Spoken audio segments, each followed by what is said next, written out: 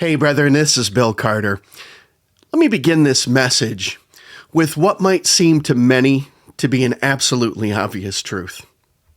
Being a Mason does not end when you log in. Now, we wear no apron while we're scrolling Facebook, and there certainly is no Tyler outside of our inbox, but make no mistake, Masonic conduct and unmasonic conduct are the same, whether you're in the lodge room or you're online. Now, if you're not aware, in 2016, our Grand Lodge Advisory reminded us that the standards that we swore to uphold don't evaporate in the digital realm. In fact, if anything, they matter more. Because social media has a way of magnifying our words, and it exposes them not just to our lodge or to our district, but exposes them to the world. And here's the truth, brethren. The world is watching. Our neighbors, our children, even our potential candidates, and our critics. And every single word that we post, every jab, every rant, every divisive comment becomes part of how they define Freemasonry. It actually can lead them to ask, are these men of character, or are they just characters? You see, we live in an era where venting online is normalized.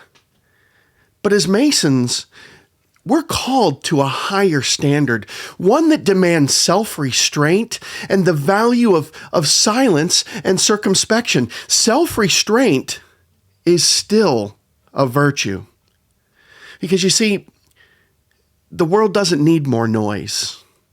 It needs more light.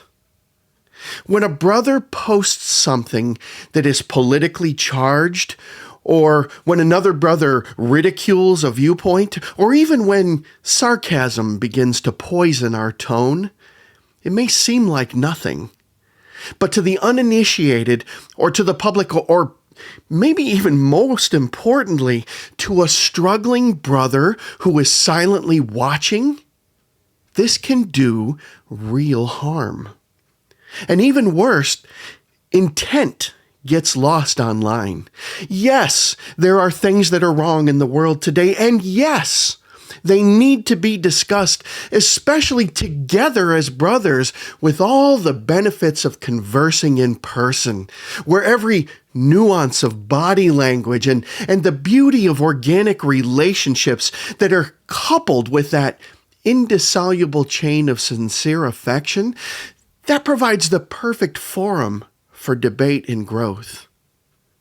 But a poorly phrased online message, or a joke without context, even a meme that's designed to mock instead of uplift, these can fracture harmony and erode trust. Now, some may say that they feel that they simply must speak online, or they may even ask, isn't it my right to say what I think? Yes, it is. But let's be perfectly clear. Freedom of speech does not mean freedom from consequences.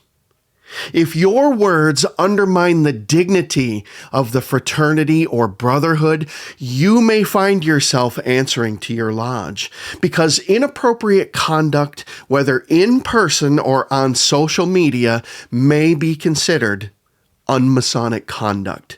That is not censorship. That is accountability. Brethren, neither our brothers nor the public distinguish between your private views and your Masonic affiliation when you post or when you comment in a Masonic group. We are charged with protecting the craft's reputation. We must be good stewards of our symbols and our sacred landmarks, and this means avoiding inflammatory partisan, political, and religious arguments. It means never using Masonic emblems for business or personal gain.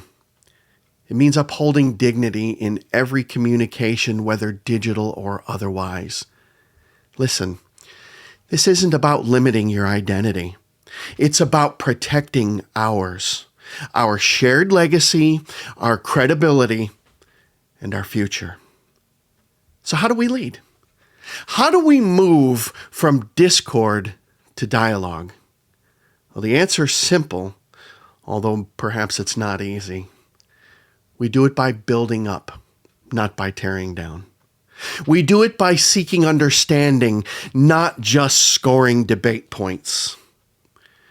We do it by using our platforms to share light and not shade. This is what we do as Masons. We build and we enlighten. So when you post on social media, encourage good men. Celebrate lodge achievements, spread wisdom, and share hope. And if you're not sure whether you should post something, don't. Because sometimes the greatest power we have as Masons is silence and circumspection. In closing, my brothers, let's be vigilant, not just on the trestle board, but in every space where we carry our working tools, including our thumbs. Guard your keyboard as you would your cable tow. Speak with intention, post with integrity, but always remember you swore to uphold the honor of this craft everywhere and always. Freedom of speech does not mean freedom from consequences. Be guardians of the light even when no one's watching, because somebody always is. I love you, my brethren. Thank you for listening.